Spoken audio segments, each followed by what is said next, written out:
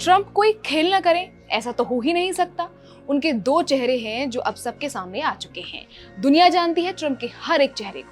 America ने जिस तरह भारत पाकिस्तान के लिए दोहरी रणनीति अपनाई थी, ठीक उसी तरह से रूस और यूक्रेन के साथ भी खेला कर दिया है। नमस्कार, मैं खुशी चौधरी और आप देख रहे हैं एबीपी लाइव। रूस और यूक्रेन के बीच चल रही जंग को काफी टाइम हो गया है, लेकिन ये रुकने का नाम नहीं ले रही है। इसको लेकर कई देशों में हलचल मची हुई है। जंग रोकने के लिए विश्व के कई दिग्गज नेताओं ने खूब जोर लगाए, लेकिन अभी तक सफलता हाथ नहीं लग पाई है। अब ट्रंप बीच में न कूदे, ऐसा तो हो नहीं सकता। तो भाई ट्रंप ने भी दखल दे दिया है। ट्रंप और रूस के राष्ट्रपति व्लादिमीर पुतिन सोमवार 18 अगस्त को मीटिंग करेंगे। इससे पहले ट्रंप ने यूक्रेन को बड़ा झटका दे दिया है। ट्रंप की पहल से अंदाजा लगाया जा रहा था कि अमेरिका यूक्रेन की मदद करना चाहता है, लेकिन यहाँ मामला कुछ और ही निकला। अमेरिका हमेशा की तरह यहाँ भी दोहरी रणनीति अपना रहा है।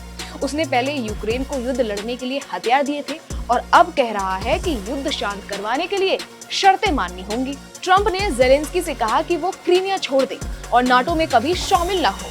यूक्रेन में युद्ध खत्म करने के लिए ज़ेलेंस्की को रूस की कुछ शर्तों पर सहमत होना होगा। ट्रंप ने सोशल मीडिया पर लिखा, यूक्रेन के राष्ट्रपति ज़ेलेंस्की चाहे तो रूस के साथ युद्ध लगभग तुरंत खत्म कर सकते हैं या फिर वो युद्ध जारी रख सकते हैं। याद है ये कैसे शुरू हुआ था? ओबामा को क्रीमिया वापस नहीं मिलेगा और यूक्रेन का नाटो में शामिल होना भी नहीं। इस पोस्ट में उस दबाव को अंडरलाइन किया गया है जिसका सामना ज़ेलेंस्की को सोमवार 18 अगस्त को करना पड़ेगा, क्योंकि ट्रंप संघर्ष को खत्म करने के लिए कोशिश कर रहे हैं। उन्होंने जो दो शर्तें रखी हैं, पहली शर्त यूक्रेन क्रीमिया को छोड़ दे, जिस पर रूस ने 2014 में अवैध रूप से कब्जा कर लिया था, और दूसरी शर्त ये है कि नाटो में कभी शामिल न होने पर सहमत हो।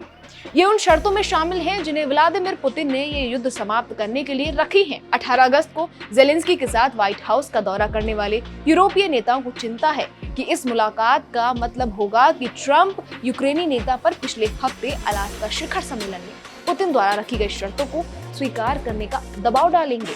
उन्हें उम्मीद है कि ट्रंप से उन्हें इस बारे में और जानकारी मिलेगी कि शांति समझौते के तहत रूस क्या स्वीकार कर सकता है, जिसमें आगे चलकर सुरक्षा गारंटी प्रदान करने में अमेरिका की क्या भूमिका होगी।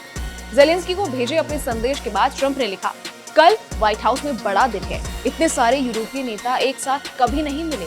उनकी मेजबानी करना मेरे लिए सम्मान की बात है।